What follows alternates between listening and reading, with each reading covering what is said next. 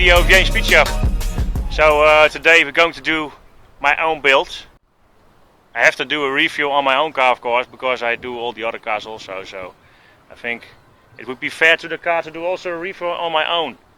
So for the people who are unknown to this particular car, this is a 190 from 1984. And it has an engine swap, transmission swap, rear end swap to an M120 V12 from an S600 from 1993. Transmission is from 1995. So what we're going to do is I'm going to do a review, show you all the interesting bits, do a test drive, do an acceleration test and that sort of stuff, just like all the other reviews. So if you're new to the channel, in the right corner view is my logo. You can go to my main page, you find a complete playlist of this build. And you can also see that on JMSpeedshop.com, that's over here. And don't forget to subscribe, of course. So, let's have a look. So, 190 from 1984. So, I bought this car as a daily driver. A long time ago I drove it for about, I think 3 or 4 years. So I think it was around 2013 or 2012 that I bought it, I think. I drove it. I want to swap it to an OM606, the diesel, put a big turbo on it. That was the plan in the beginning, but they changed the rules in Holland. So road tax is pretty expensive. That's already expensive, and then for a car that you don't drive a lot, that's not really a big point. After that, the idea came to put an M104 in it.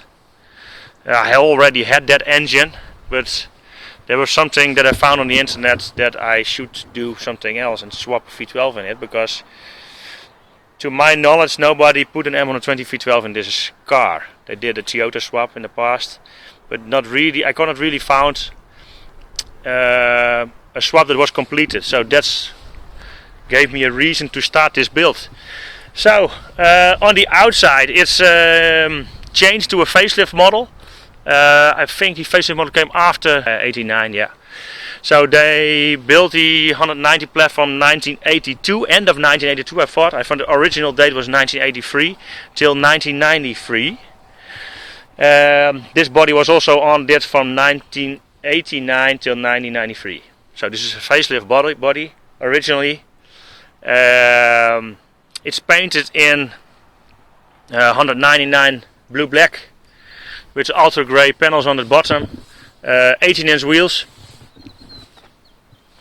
segin wheels. They are originally from S600 from the W210 model, so it's an V12 set. So it's in the front 8-inch, in the back it's 9-inch wide. So I drive on 225 summer tires on the front, on the back 255. So it's a little bit out of the wheel arch. Not a lot, it's standing out a little bit, not too much. So for the rest it's as original looking as possible. I changed the badge on the back to 190E because it's an injection now, and there it stands for, of course, Einspritzung. I wanted to have the exhaust look as stock as possible, so no big pipes. I don't know out of my head how much this is. I think it's 225 inch. The originally size of the exhaust is almost the same, but I loosed the cat converters, of course. I got a muffler in the middle that's an X muffler. It's straight through. In the back is a muffler that's not straight through, because otherwise I cannot get the sound through the sound regulations here in Holland. So let's have a look in the car. So in the car I changed at first the door panels. This is not leather, this is, I think this, they call it Mercedes texture. So I changed this to fully because I want to have a match as much as possible to the seats. Seats are from a 2.3 16 valve 1987. The interior was red and black. It was not an original color, in my opinion, so I changed the color completely to black. I think it suits the car more. So at the steering wheel I changed over to pedals. That's because of transmission. I will go to the other side of the car. I have less sunshades in it. First the trunk. Trunk fully originally. Got adjustment for the suspension in the back. I'll talk about that more in a few seconds. It's fully adjustable. The battery is in here, so I put a cover over it, all nice and tidy. Back seat. It's a 2-seater in the back now, so it's a 4-person car. Sunroof, manually, fully working. If you want to see more about this, I have a full video of it, how to rebuild it. So in here, so 722.6 transmission from a CL600. It's a 5-speed. It works with an off-gear controller. A lot of people are familiar with it. If you're not, it's a standalone TCU built by a company in Denmark, and I'm very pleased with it because I needed some time for it to get it fully working in a good order. So it's also shifting soft at low engine speeds, and yeah, it shifts now. Yeah, pretty good. It's not much different than original transmission, but if you step on it, you get a harder and faster shift, and that's what you're missing on original transmission. So I think it's very cool. So dashboard wise, original. Only I changed the center clock for an W126 electronic one, so I got an electronic speed signal from the off-gear unit. The pedals on the steering wheel are 204 W210 C-class pedal shifters. You have them also in aluminium, but I want to have the black ones so they are not standing out too much in this black interior. Yeah, so what else? Suspension wise, the car is on E36 BMW coilovers, because yeah, the front coilovers are almost the same as the mounting points than a Mercedes 190. There's, I think it's a millimeter or two difference in it. I have a complete video of that, how I did that.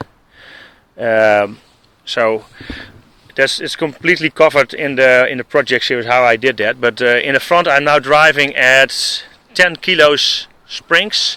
In the back is 12 kilos. I raised them last month because it was too soft in the back. My setting of the suspension was on the harder setting, so I also have coilovers in the back. Also, it's the E36 integrated suspension set. So it was a lot of work to do, but now I have it. It's very nice. I don't know if I'm going to do that again because it's a lot of work. But I did it because the weight of the car was not known to me, also not in the beginning. It's very hard to guess how your suspension setup needs to be. So the coilovers are just the easiest way to do it because you can just, it's fully adjustable.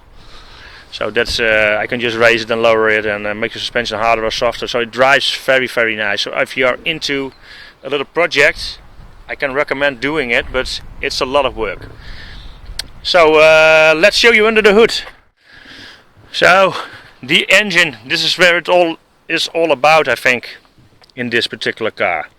So this is an M120 V12 engine from 1993, so the type is called 600 SEL. Later on, 1995, they called it S600, I thought, the official name. But it stayed the same engine, but the ignition changed and the setup of the engine control changed in 1995 to a single ECU. And before that, it was a dual ECU. You can find it on some points, like it had 2 camshaft sensors and 2 crank sensors for each cylinder bank 1. What I did, I only have a crank sensor for the timing. I left the original distributor ignition in it because it works very good on this engine, and there's no reason to change it. It runs very smooth. Later on you got coil plugs. I searched for that in the past, but it's not easy to find a coil that can fit in between here without an an inverter for the coil to raise the voltage. So what I did to get this engine in is made a complete new subframe underneath, new engine mounts, because the sump is in the middle. You can bypass that maybe to have an SL engine that has also the sump in the front, but yeah, I cannot give any comments to that. But shock towers on the front are raised.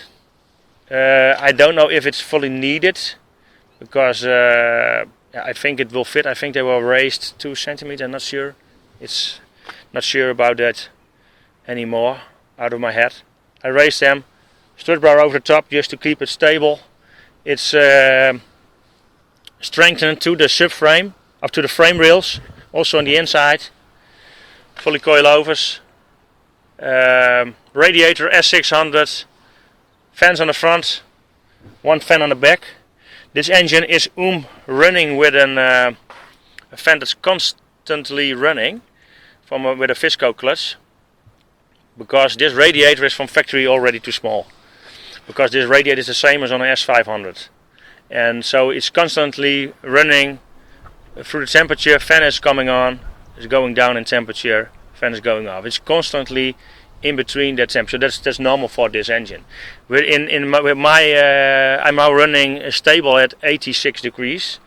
When it stops, when I come to a stop, the temperature raises to 98. The first fan comes on, second fans come, I think, 2 or 3 degrees later. I'm not sure about that, but it works very good. So behind the engine, I changed this panel to get it all fit. It's all to make it fit. It's a tight fit, but it fits very good. Got a hook pad in it. You can see the hook pad is not touched by the engine, so it's very less. I think it's 3 millimeters in between here and the pad, so it's not much space left in there.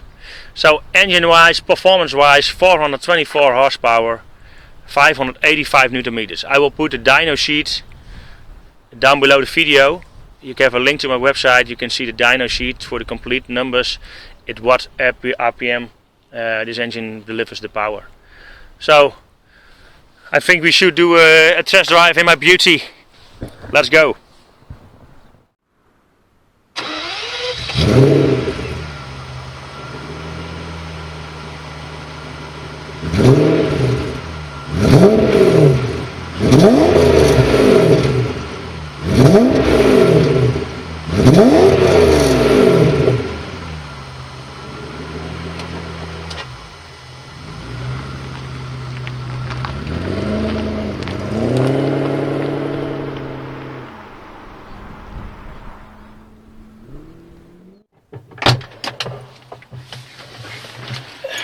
So let's have a test drive.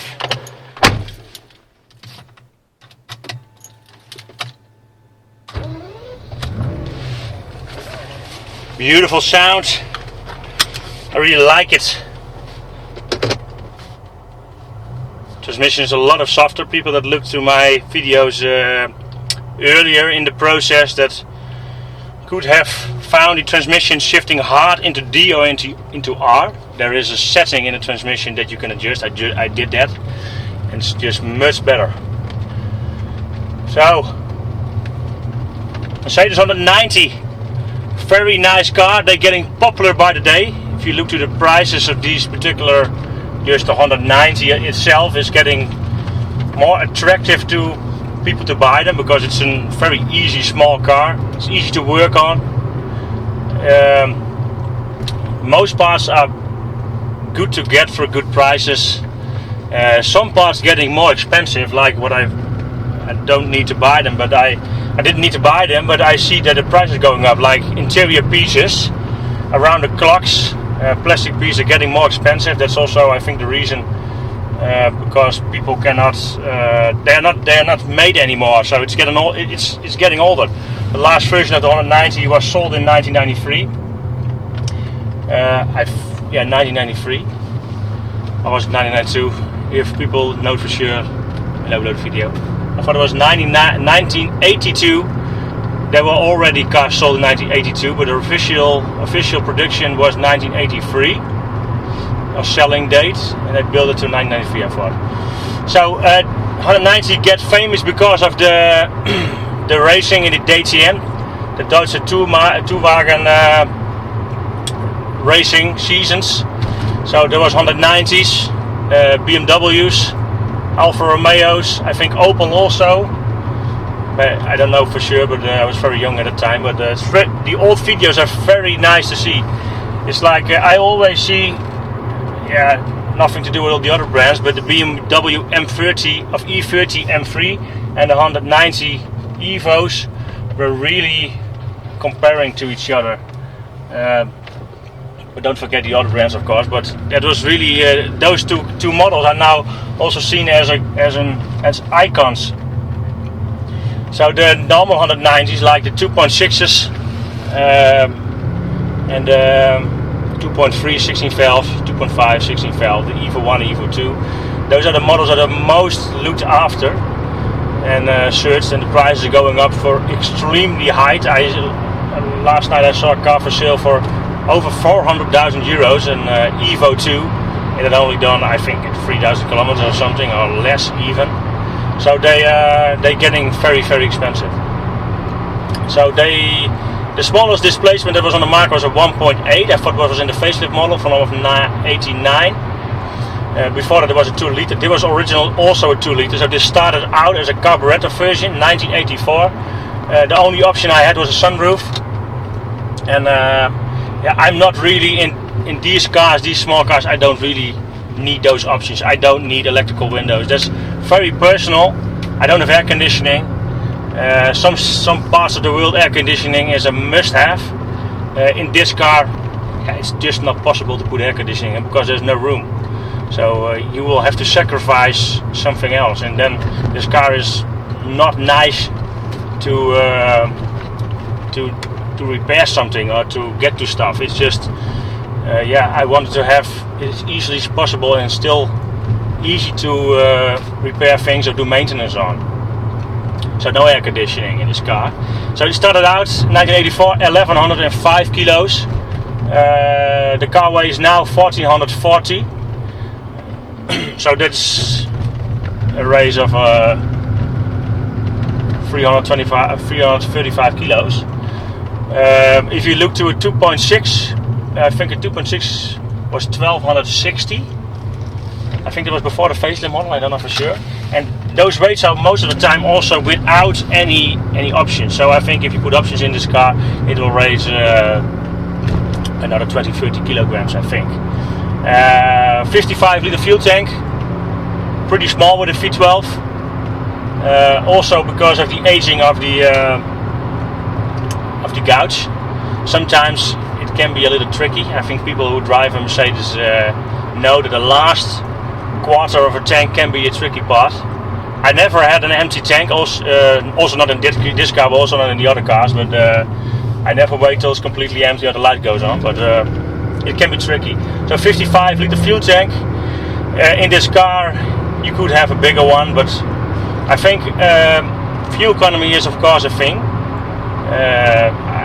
When I drive it, like I use it just for a hobby car. I'm not really look into it. If it's underneath the half a tank, I just fill it up with another 20 liters. So I don't really look to it. But I measured it once in the beginning when I was going to get it legally on the street. It was driving 1 liter on 7 kilometers. That was average consumption, and of course I used it a little bit, then stepped on the gas. So I think for sure it's possible if you're driving on the highway, between 100 and 110, 120. I think you can get easily 1 on 10. I think that's easily possible. Within city use, I think it's going more to 1 on 5, 1 on 6. But yeah, I don't really care. So yeah, another thing, transmission 722.6, flapping on the steering wheel, off gear transmission set, or the TCU. Transmission is fully original from 1996. So it's the first model that came with this transmission the first year. So it's not modified. It's in the V12 transmissions and the AMG transmission have the most plates in it. So it's the best starting point. In the market they say they can handle 1100 Newton meters on stock internals. I didn't test that, but that is what a lot of people are saying. And then it will not break, it will wear out. So the clutch plates will wear out. So the gearing will not fail or anything else. It's just the plates will wear out faster. Or you get just slip, just like clutch slip. If you got too much power in your clutch, or you get a wear out clutch. So that's what you get. So my engine does 585 Newton meters. It's pretty easy to do with this transmission. Manual shifting, I can just put it now in manual and it's like it's really fast.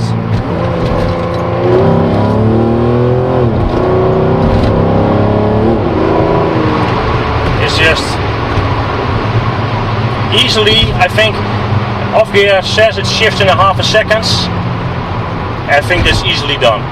And yeah, I think it's a big cliche that you want minor shift in tenths of a second. Yeah, I don't think it really cares. If you're going around a half a second, everything is fast. You cannot really feel that, I think.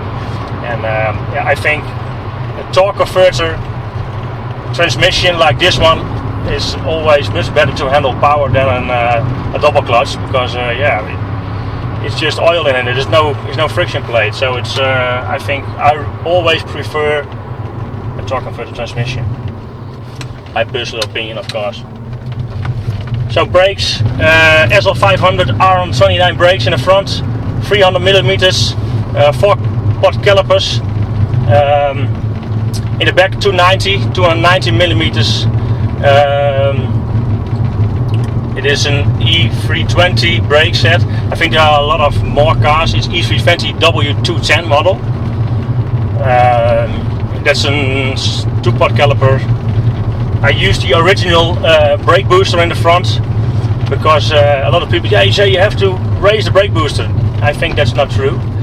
I looked at it from a different perspective, because if you take a smaller or the same brake booster and the same diameter master cylinder, and you got bigger brakes or more pots, you have more oil in the system, so you have to press the pedal further to get the same brake power. And I think that's much better, because this car does not have ABS. If you have a longer pedal travel, you got more feeling in the pedal, so this car brakes like it's just very good. So yeah, I think if you're going to do autobahn runs between 250 and 300, and you need to brake, of course these brakes will wear much faster. You need to change them, but yeah, how much you're going to do that? You can do a bigger brake setup, it's all possible, but these really suit the car. It's the same brake sets. The front brakes are the same as on an EVO 1 and EVO 2, and also SL500 brakes. And it's a bolt-on. You can just bolt them on. It's very easy. Very easy to drive. It drives just like a normal car. It's just yeah, it drives really nice. So I think we should do an acceleration test in this car. So let's do an acceleration test in my 119 V12. 0 to 100 should be around 5 seconds. Outside temperature is about 10 degrees. I got summer tires, so we will see how good this will go.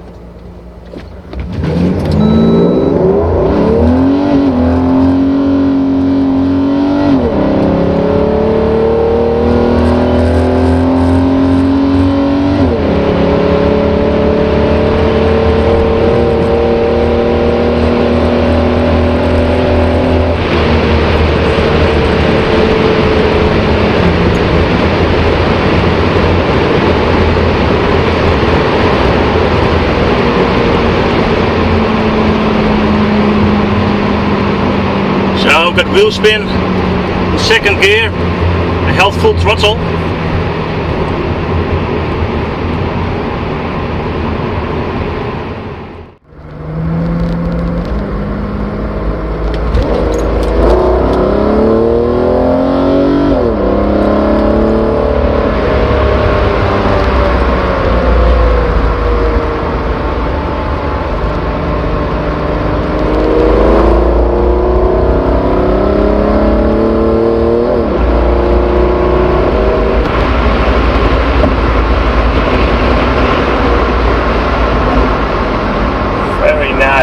Accelerations in between, I think.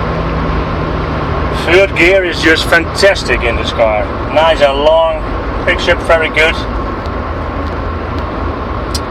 So pedals is just very nice. If you want to go back to auto mode, you push the joystick to the left and it goes back to auto. Works very good. Of course I got two settings in it, the W and the S setting.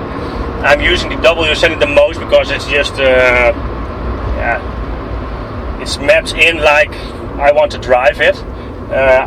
I'm really thinking about where do I need the S setting for, because it goes harder on the shift when I raise the throttle position, and so it's going to shift harder. What I'm thinking I'm going to do is to put the W map to the torque settings in the transmission, so it will shift and come back on the top of the torque curve, and I do the same with the S on horsepower, so that's max RPM. I think I'm going to map it like that. So then in W mode you should always shift max RPM range and coming back on the top of the torque curve. I think that's the nicest way to drive, I think.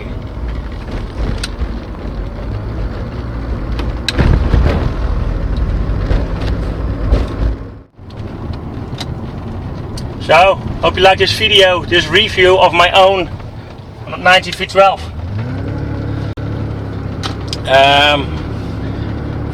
What can I say? It's my own car, because I cannot make any more advertisement. I think it drives really good. Started the project about 4 years ago, December 2016. I started with the S600 dismantling.